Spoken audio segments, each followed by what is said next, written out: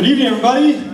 A great evening. I think we have a great turnout. This is exactly what the Mount Vernon District Democratic Committee needs, and I appreciate everybody being here tonight. And I guess in some ways we can thank Jerry and Toddy for making sure there's so many people here tonight, even if they couldn't be. So we definitely have some big shoes to fill. In particular, I know I have some big shoes to fill. My size 14 feet, I think, will at least give you a good start on it, but I know there's got a lot more to do besides that. I think you all know me. You've known me for many years, what I've been able to do on the school board, and we've done a lot together. We've done a lot.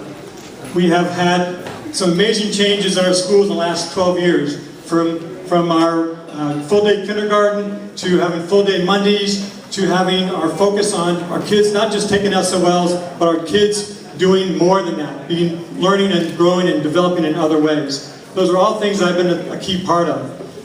My colleagues have elected me 3 times as their chairman. I've been deeply appreciative of that because I've been able to get things done. Every committee of the board, almost every committee of the board I've served on, I've made a huge difference in the kinds of things that we do. I want to bring those kinds of changes, those kinds of opportunities, those kinds of getting things done to you as the Mount Vernon District Supervisor. And I can do that. I have a track record. You're going to see it if you haven't already, and you're going to be able to believe that this is possible. It's not words, but deeds. Not thoughts, but delivering things on behalf of Mount Vernon District. We have $150 million in additional renovations and new buildings that are going to happen in our schools. We've got lots of other changes that are coming our way. So what else is needed? Well, we know we have some huge challenges ahead of us. We have a population that's one of the oldest in Fairfax County. We have one of the youngest populations coming into our district. And this young population coming in is very different than the population that's here now. Our kindergarten class in schools was 40% immigrants. And we had 32% were poor kids. That's vastly different than the kids that have been coming to us in the past. In Mount Vernon District, those numbers are even higher than that. We've got huge challenges. So how are we going to address them? Well, first thing is, you got to listen and you got to learn from what people are talking about. I've been doing that for 12 years. Listening and talking and sharing with you the questions and concerns that you have and responding to that.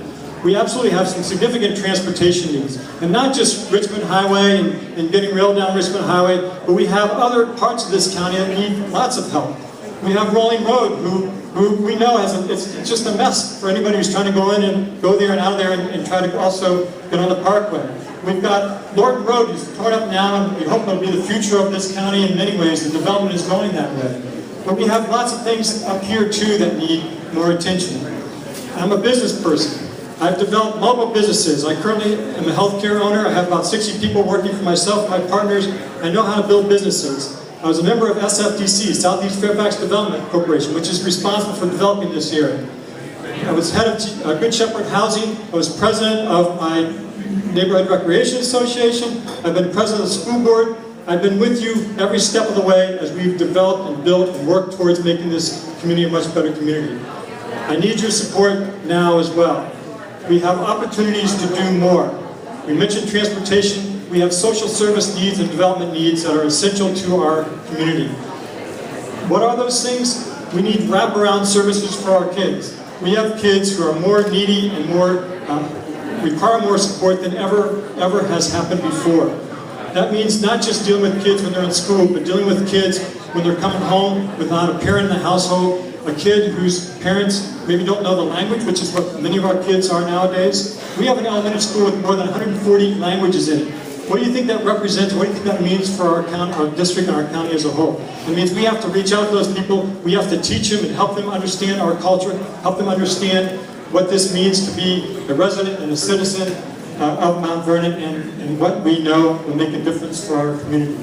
So it's a pleasure to serve you. We have lots of infrastructure, all kinds of revitalization support needs that we have.